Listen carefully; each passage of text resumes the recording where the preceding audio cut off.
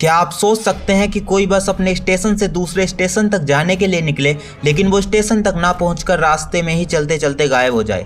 सुनने में ये बहुत अजीब लग रहा होगा, लेकिन ऐसी ही एक कहानी है चाइना की एक बस की, जो 14 नवंबर 1995 को रात के समय चलते चलते ही गायब हो गई। दरअसल ये घटना है चाइना के बीजिंग रोड की, जहाँ पर रात के समय एक बस निकलती है जिसका नंबर था 375। उस बस में उस समय सिर्फ 4 लोग सवार थे, एक ड्राइवर, एक बस कंडक्टर, एक बूढ़ी औरत और एक छोटा बच्चा जो बस की फर्स्ट सीट पर ही बैठा था। जब बस आगे चली तो कुछ दूर चलने के बाद एक कपल भी इस बस में चढ़ गए। उस समय सब कुछ नॉर्मल था, लेकिन कुछ दूर चलने के बाद ड्राइवर ने उस बस को रोक दिया। ड्राइवर ने कहा कि 3 लोग आगे खड़े हैं और ये बस में चढ़ना चाहते हैं, और वैसे भी ये बस इस रूट की सबसे आखिरी बस थी, इसलिए ड्राइवर को भी इस बस को रोकना पड़ा।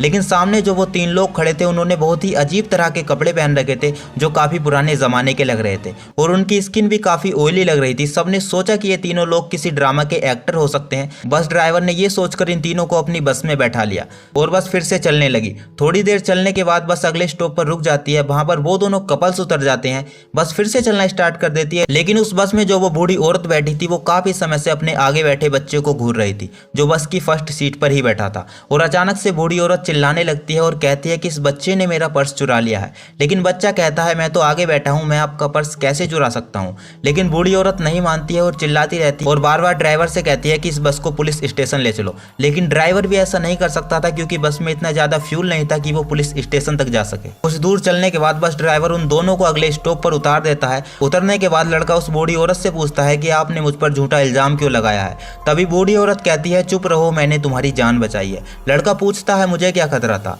बूढ़ी औरत कहती है हमारे पीछे जो वो 3 लोग बैठे थे वो कोई इंसान नहीं बल्कि एक प्रेत आत्मा थे। लड़का पूछता है तुम्हें कैसे पता है कि वो प्रेत आत्मा थे। तभी बूढ़ी औरत कहती है जब बस में विंडो से तेजी के साथ हवा आई थी तो उन तीनों लोगों के कपड़े उड़े थे। उस समय मैंने देखा कि इन तीनों में से किसी के भी पैर नहीं है, और जब स्टॉप पर लाइट इनके फेस पर पड़ी थी तो इनका चेहरा भी कटा हुआ था। इसलिए मैंने पर्स चोरी का बहाना करके तुम्हारी और अपनी दोनों की जान बचा ली।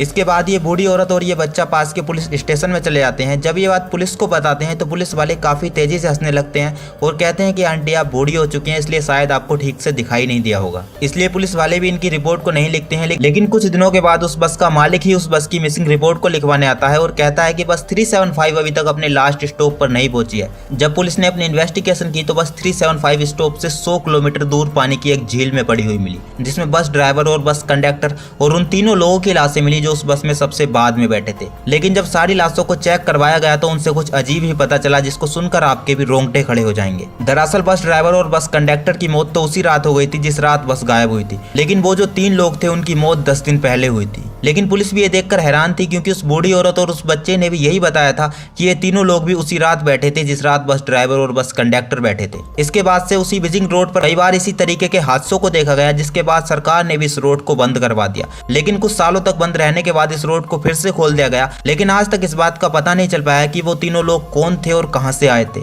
लेकिन आज भी इस बीजिंग रोड पर रात के समय पर कोई भी नहीं जाना चाहता है। आई होप आपको बस 375 के बारे में पता चल गया होगा। अगर आपको ये वीडियो अच्छी लगी है तो लाइक कर देना, और अगर आप हमारे चैनल गुड ग्रेट टीवी पर नए हो तो सब्सक्राइब कर लेना। मिलते हैं आपसे अगली वीडियो में किसी नए टॉपिक के साथ।